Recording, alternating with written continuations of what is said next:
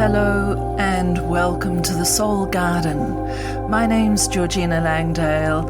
I'm your host and I'm the founder of Arceus, and I'm absolutely delighted to have you here.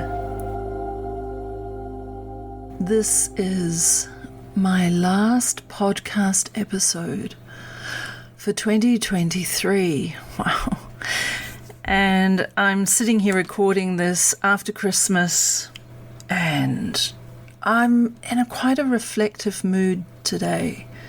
And so I think this episode is going to be a reflective one, which is kind of, fitting for the end of the year, isn't it? Isn't it that time we recap the best of this and the worst of that? I'm going to be reflecting on the greenness of this and the wonder of that. Anyway, before I get into that, I hope that you're well and that your end of the year is going okay. Life throws us all these curveballs all the time. And so sometimes okay is enough. So if your year is ending okay, I hope that that is enough. And if it's ending wonderfully, then wonderful. I was going to use this episode to talk about my new book, which is coming out on the 2nd of January, and it's called 50 Things to Help When Life Changes. Contemplative and nature-based teachings for navigating life transitions. But I think I'm going to talk more about it in a week or so, mainly because I have lovely printed copies that are available on my website. So if you want to buy one from me direct, I'll sign it for you and send it on its way. But I'm in New Zealand, so if you're not in New Zealand and you're wanting to save on a bit of postage and things, it's going to be on Amazon and on Kindle soon. But the really annoying thing is it's sitting there all ready to go, but I'm having a problem actually getting into my Amazon account, and they keep saying they're going to ring me and they just don't, and it's Christmas, so I'm trying to be patient.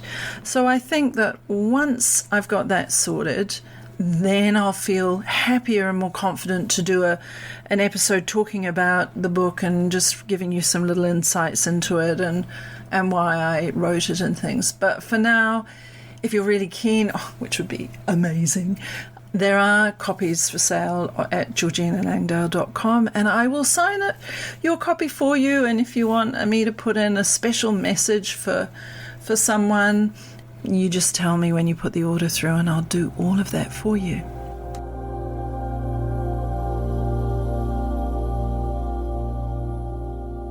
I'm going to start really by saying that this morning I was out in the garden and we're having a very warm and quite wet and humid summer here in Hawke's Bay, New Zealand, and my goodness, the garden has got so tall and riotous and joyful. It's just loving it at the moment.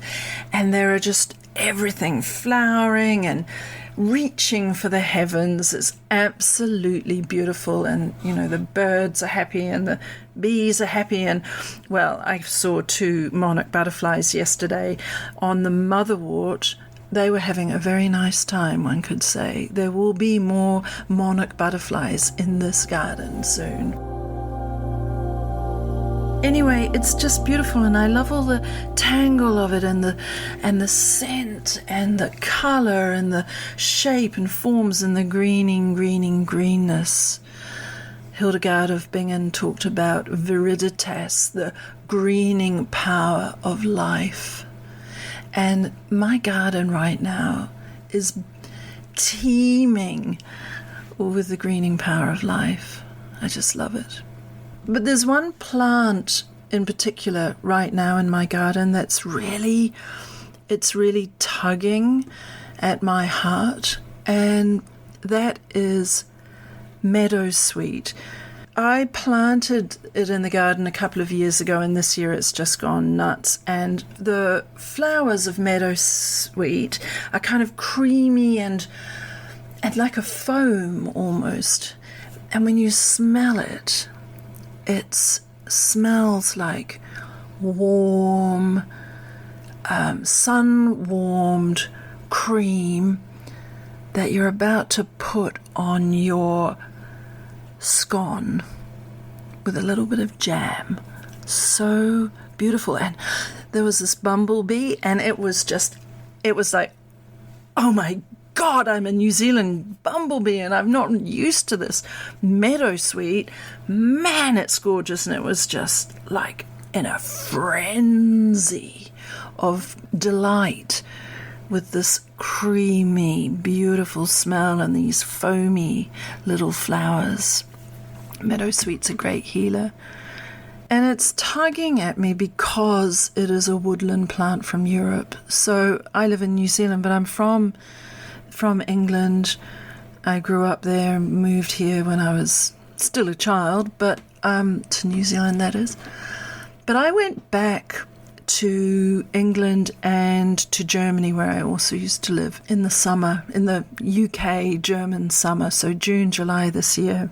It was a beautiful time of year to be there, and the woodland and the verges were just full, brimming with all of these healing plants that I use. And there was meadowsweet everywhere, and I was kind of like that bumblebee. I was just ecstatic. I felt like the combination of the plants and the greenness of the woods and the blue of the sky, and in Germany the yellow of the grain fields by the Rhine when I was staying at Hildegard of Bingen's abbey. All of these things, colour, scent, it was like my DNA was being reactivated, replenished. It was revitalized. It was absolutely extraordinary. I felt like I was absolutely melding back into that landscape.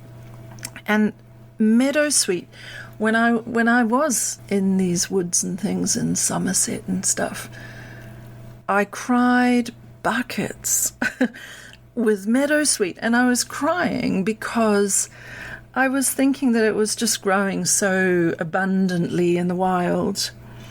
And yet in New Zealand I've had to carefully plant it in my garden and wait for 2 years for it to really do anything. And that made me feel very far away. The New Zealand part of my life felt very far away from my DNA. You know, we all talk about, well, maybe we don't all talk about, but sense of belonging is so important. Who we are, what our histories are, what our family lines are, these things can really matter to us. And I think that the landscapes that we are part of are so important too, to all of us. You know, those touch points of lineage and longing can't be underestimated. So for me, meadowsweet has become quite totemic, actually, as I watch it flower in my New Zealand garden this summer. Me and the bee going crazy for it. So the meadowsweet takes me to the forest.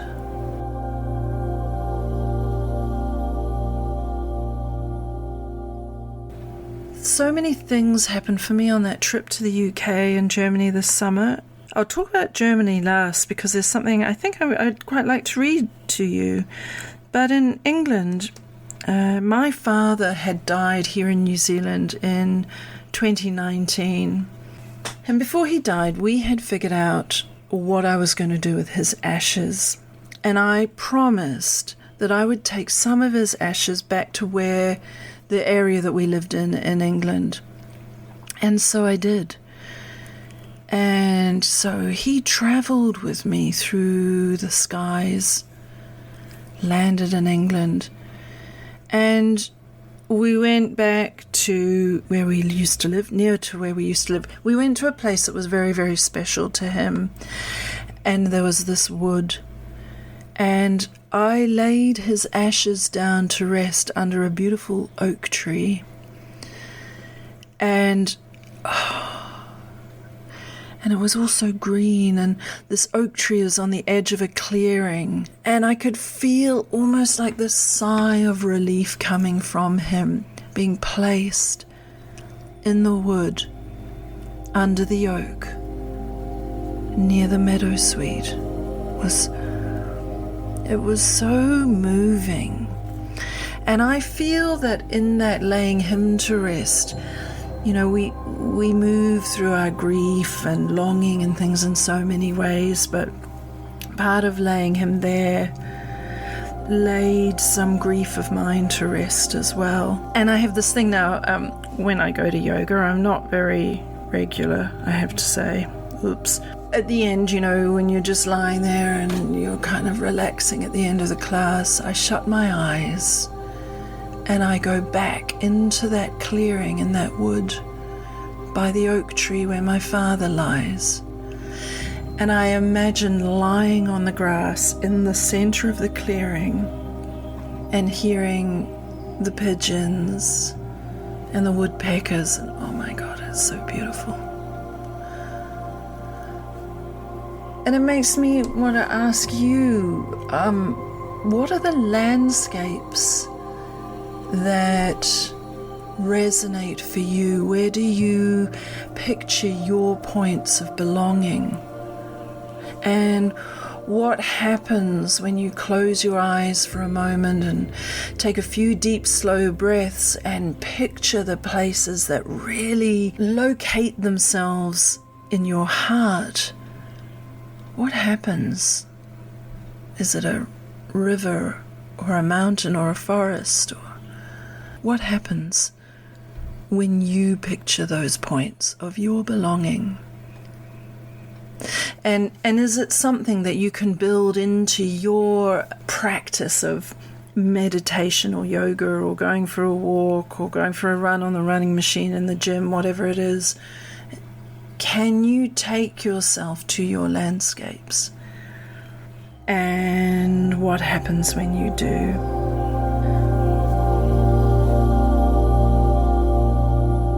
Funnily enough, I then got an email from the friend of mine in England that went with me to this wood where I laid my father to rest. And she sent me a photo and she said because of Dutch elm disease, they've actually had to fell most of the trees in the wood since I've been there, just over the last couple of months. And she sent me a photo, but of course my dad, bless him, was under an oak tree, and this oak tree is standing, but all of the trees around it are gone. They're going to be replanted, but for now it's a very different look to what it was when I was there, and I felt so blessed that when I laid him to rest there, it was a full and verdant wood. And it remains that in my heart, even though it looks very different now.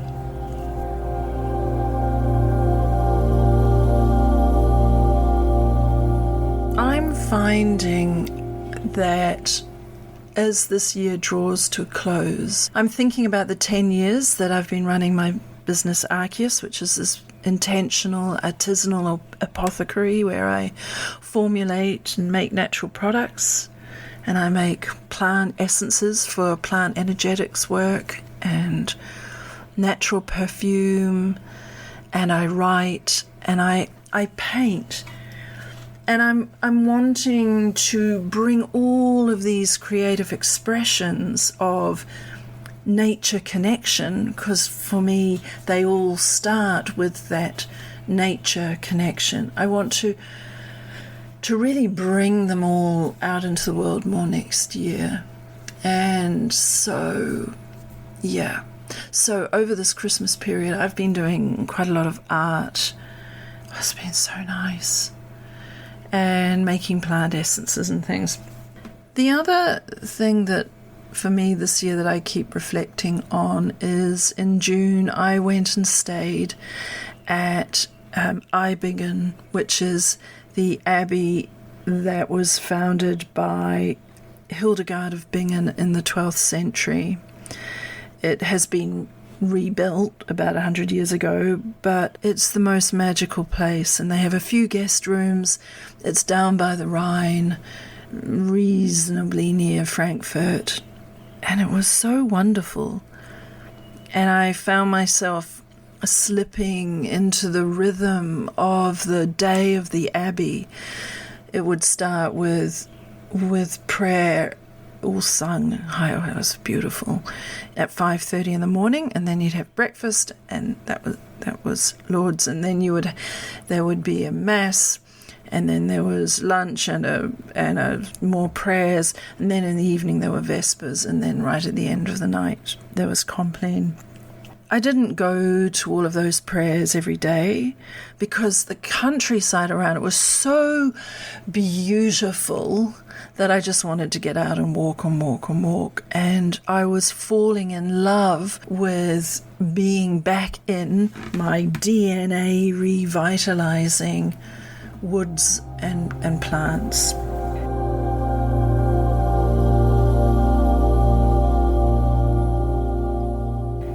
Hildegard of Bingen, this amazing 12th century mystic and artist and herbalist and healer and psychotherapist and shaman and abbess, she had a very deep connection with plants and plants for healing. Now, I was staying at her abbey, but and it was magical to be there and listening to the nuns who you never really saw singing. It was ethereal and beautiful. If you ever get the chance to go and stay there at Bingen Abbey, I can't recommend it highly enough. It was truly, truly magical. But for me, I felt like Hildegard and I met each other fully in the countryside around the abbey, and I'd like to read this for you. It's something I wrote while I was at Bingen. I'm reading this to you because I think, looking back on it, that in a way it sums up so much of my intention behind the work I do.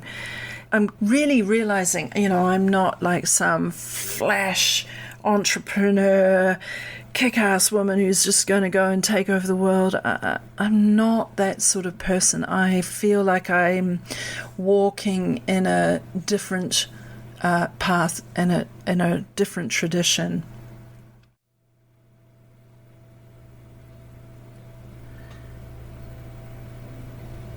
Mine is a green path, written at Bingen in June 2023.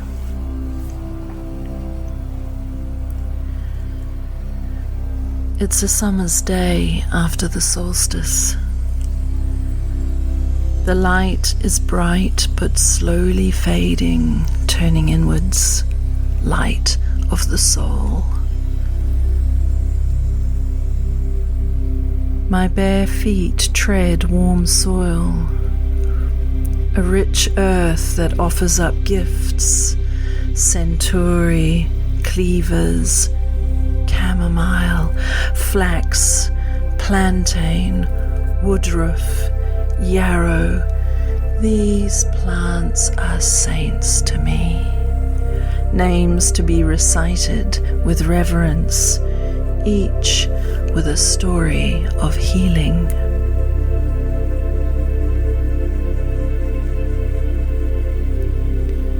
It has always been nature that leads me to spirit, revealing itself in that early experience of the me in me, and the me becoming the formless beyond form, me in the energy that flows through and between all things.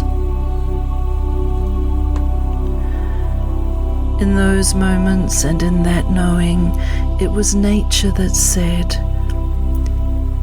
"Together, let us heal."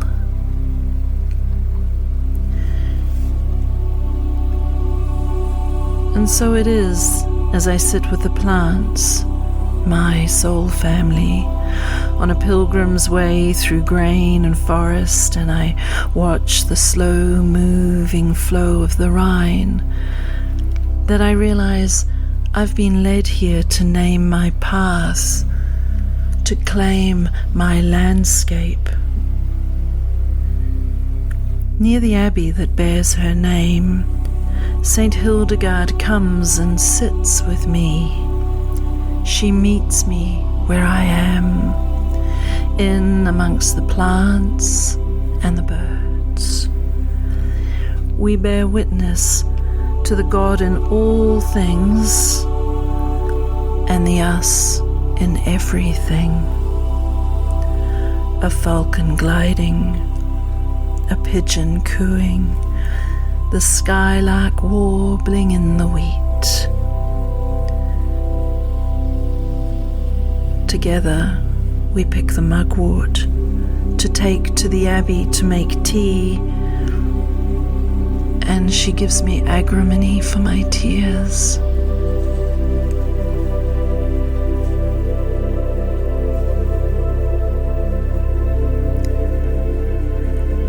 For all these years, this knowing has been growing in me. It took root, and then it flourished. And here at the Abbey, I realize that my morning lauds and evening vespers are songs of nature. It is nature that helps the healing in living and dying. And I find connection when I see myself reflected in the sacred turning cycles of growth and decay. And great peace can be found with that. My path is an eco-spiritual one. It's a prayer for all times, and it's the ancients who meet me here under hawthorn and oak. There are gods with many names, many stories, but under the tree all becomes one, and we delight in the soul food we grow to bring to this banquet.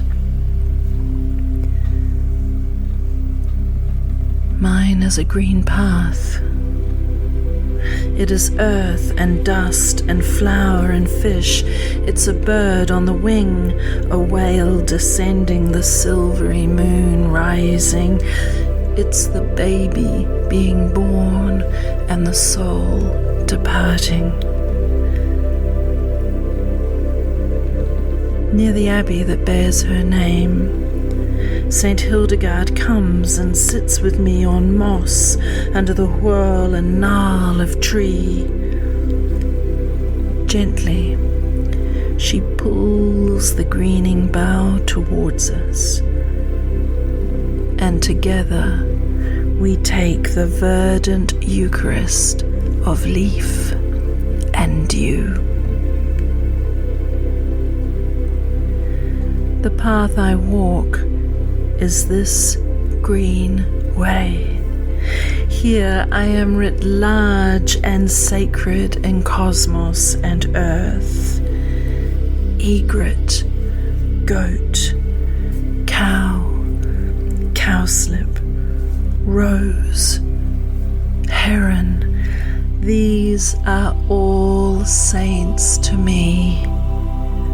Mine is a green path, a living prayer for all times.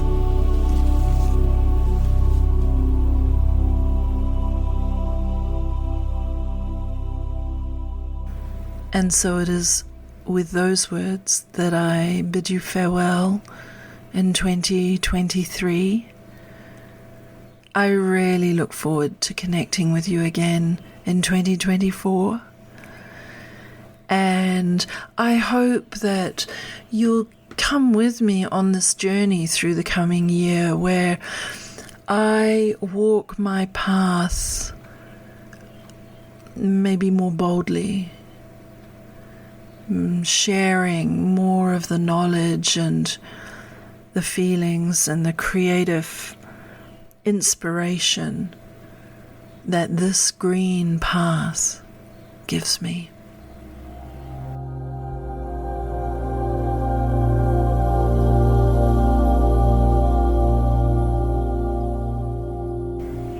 I was going to end here, but as I was editing and preparing the episode, I found myself feeling really like I wanted to add one more thing, and it is this beautiful call for peace, which is attributed to Celtic earth-based practices.